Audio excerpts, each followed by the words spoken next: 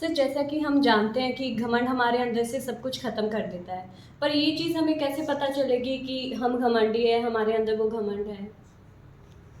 Excellent. कि आपका question है कि हमें कैसे पता लगेगी मैं घमंडी इंसान हूँ कि नहीं हूँ।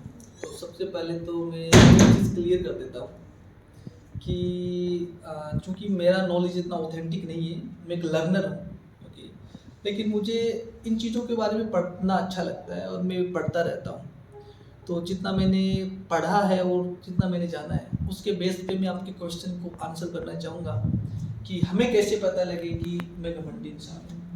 तो सबसे पहले तो घमंड की डेफिनेशन देखते हैं कि एरोगेंस की डेफिनेशन क्या है, एरोगेंट इंसान कौन होता है, घमंडी कौन होता है। This is your question, alright.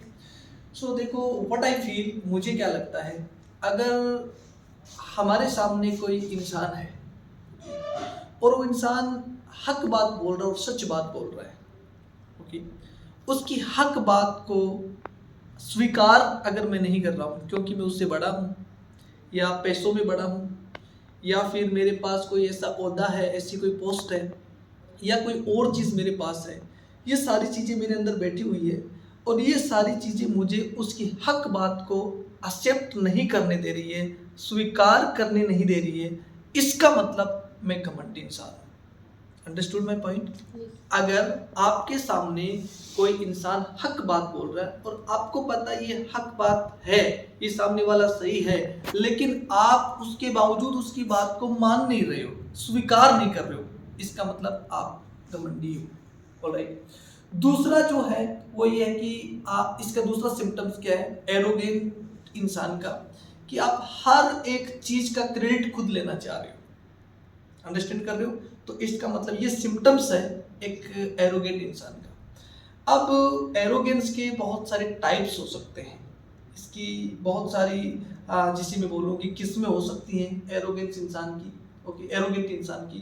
तो इंसान को घमंड किस किन किन चीज़ों का होता है? एक तो अपनी बॉडी का होता है, ठीक है। दूसरा अपनी खूबसूरती का घमंड होता है इंसान को, 2 नंबर का।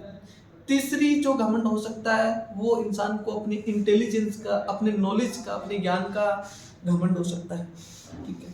चौथा जो सबसे खतरनाक और सबसे डेंजरस जो मुझे लगता है वो ये है कि अपनी अच्छाइयों का घमंड और अपनी, जिसे अपन बोलेंगे अपनी नेकियों का घमंड, कि इंसान अपने आप को इतना पाक समझता है कि सामने वाले को सबको गुनहगार समझता है, सबसे घटिया इंसान समझता है सामने वालों को। तो ये सारी एरोगेंस की और घमंड की किस्में हैं, जिसे अपन बोलते हैं दीज आर द, ये प्रकार है इसके।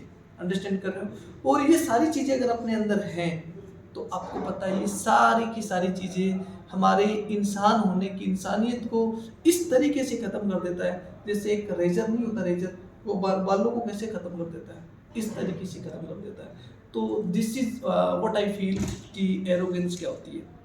तो लेट मी समराइज इट और let me sum up it, कि कोई भी इंसान हमारे सामने हक बात बोल रहा है और उस हक बात को अपन इसलिए एक्सेप्ट नहीं कर रहे क्योंकि मैं उससे ओहदे में बड़ा हूँ, मैं उसमें उससे पैसों में बड़ा हूँ, या मेरा खानदान उससे बड़ा है, या मेरी जाति उससे बड़ी है, ये सारी चीज़ें हमारे अंदर है, तो इसका मतलब मैं एक एरोगेंट इंसान हूँ। और हम अपने घरों के अंदर देखते हैं कि एक पुरानी परंपरा चलती आ रही है, घर के मुख यानी जो बोल दिया सो बोल दिया।